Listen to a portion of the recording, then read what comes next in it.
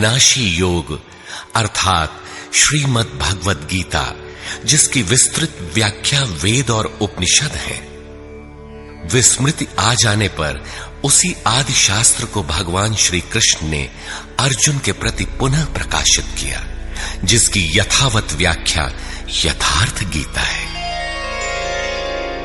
एकम शास्त्रम देवकी पुत्र गीतम, एको देवो देवकी पुत्रेव, एको मंत्रस्य तस्य नामानि यानि, कर्माप्येकम तस्य देवस्य सेवा। गीता महात्म। अर्थात एक ही शास्त्र है जो देवकी पुत्र भगवान ने श्रीमुख से गायन किया। गीता एक ही प्राप्त करने योग्य देव है। उस गायन में जो सत्य बताया, आत्मा सिवाय आत्मा के कुछ भी शाश्वत नहीं है। उस गायन में उन महायोगेश्वर ने क्या जपने के लिए कहा? ओम। अर्जुन, ओम अक्षय परमात्मा का नाम है, उसका जप कर और ध्यान मेरा धर। एक ही कर्म है। गीता में वर्णित परम देव एक परमात्मा की सेवा। उन्हें श्रद्धा से अपने हृदय में धारण करें। अस्तु, आरंभ से ही गीता आपका शास्त्र रहा है। भगवान श्री कृष्ण के हजारों वर्ष पश्चात परवर्ती जिन महापुरुषों ने एक ईश्वर को सत्य बताया, गीता के ही पथ पर चलने वाले पथिक हैं, गीता के ही संदेशवाहक हैं। ईश्वर से ही लौकिक एवं पारलौकिक सुखों की कामना, ईश्वर से डरना, अन्य किसी को ईश्वर न मानना, यहां तक तो सभी महापुरुषों ने बताया। किंतु ईश्वरीय साधना, ईश्वर तक की दूरी तय करना, ये केवल गीता में ही सांगोपांग क्रमबद्ध सुरक्षित है। गीता से सुख शांति तो मिलती ही है, ये अक्षय अनामय पद भी देती है। देखिए श्रीमद् भगवद गीता की टीका, यथार्थ गीता।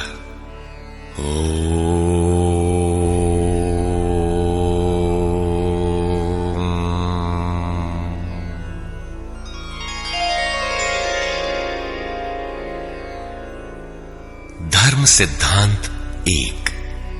सभी प्रभु के पुत्र। ममैवांशो जीवलोके जीवभूतः सनातनः, मनः षष्ठानि इन्द्रियाणि प्रकृतिस्थानि कर्षति। सभी मानव ईश्वर की संतान है, मेरे विशुद्ध अंश हैं।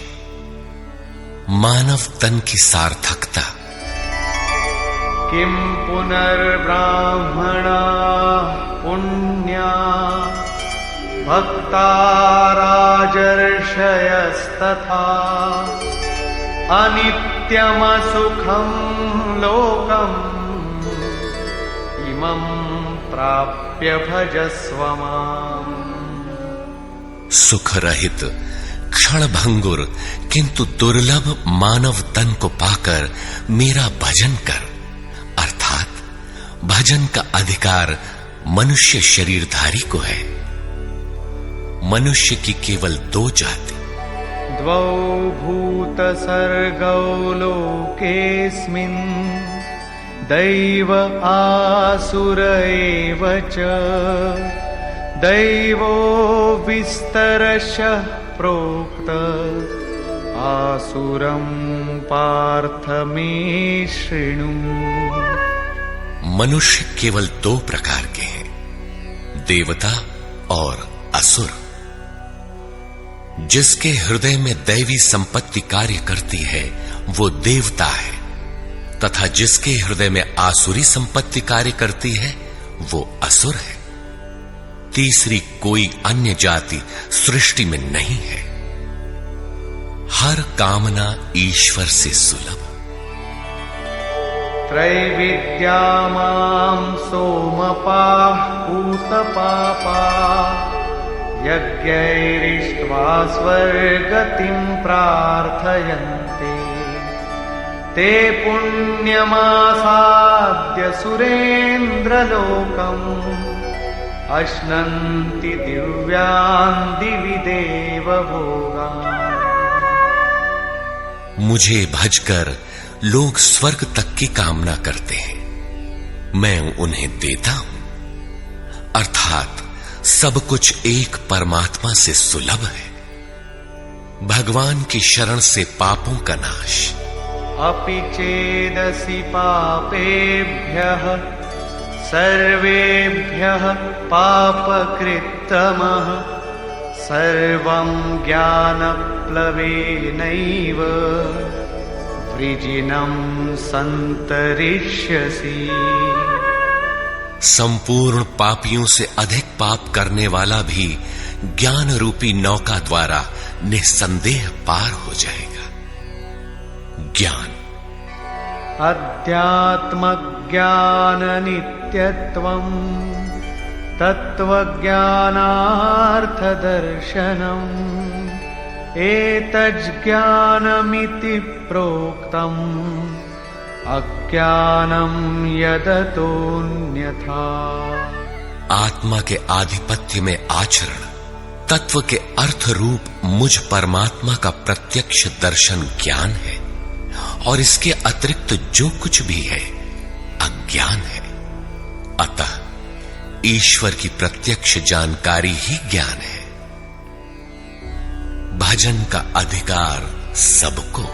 अपि चेत् सुदुराचारो भजते मामनन्यभाक् साधुरेव समन्तव्यः सम्यग् व्यवसितो हि सः। क्षिप्रं भवति धर्मात्मा शश्वच्छान्तिं निगच्छति कौन्तेय प्रतिजानीहि न मे भक्तः प्रणश्यति। अत्यंत दुराचारी भी मेरा भजन करके शीघ्र ही धर्मात्मा हो जाता है एवं सदा रहने वाली शाश्वत शांति को प्राप्त कर लेता है। अतः धर्मात्मा वो है जो एक परमात्मा के प्रति समर्पित है, और भजन करने का अधिकार दुराचारी तक को है। भगवत पथ में बीज का नाश नहीं। नेहाभिक्रमनाशोऽस्ति प्रत्यवायो न विद्यते स्वल्पमप्यस्य धर्मस्य त्रायते महतो भयात्। धर्म अर्थात आत्मदर्शन की क्रिया का स्वल्प आचरण भी जन्म मरण के महान भय से उद्धार करने वाला होता है। धर्म अपरिवर्तनशील है। ईश्वर का निवास। ईश्वरः सर्वभूतानां हृद्देशेऽर्जुन तिष्ठति भ्रामयन् सर्वभूतानि यन्त्रारूढानि मायया। ईश्वर सभी भूत प्राणियों के हृदय में रहता है, तो शरण किसकी जाए?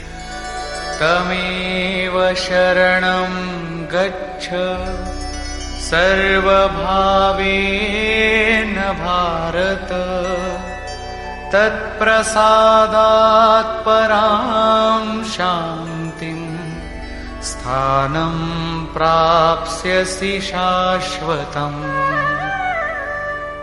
संपूर्ण भाव से उस हृदयस्थ एक परमात्मा की शरण में जाओ, जिसकी कृपा से तू परम शांति शाश्वत परम धाम को प्राप्त होगा। यज्ञ। सर्वाणि इंद्रियकर्माणि प्राणकर्माणि चापरे आत्मसंयमयो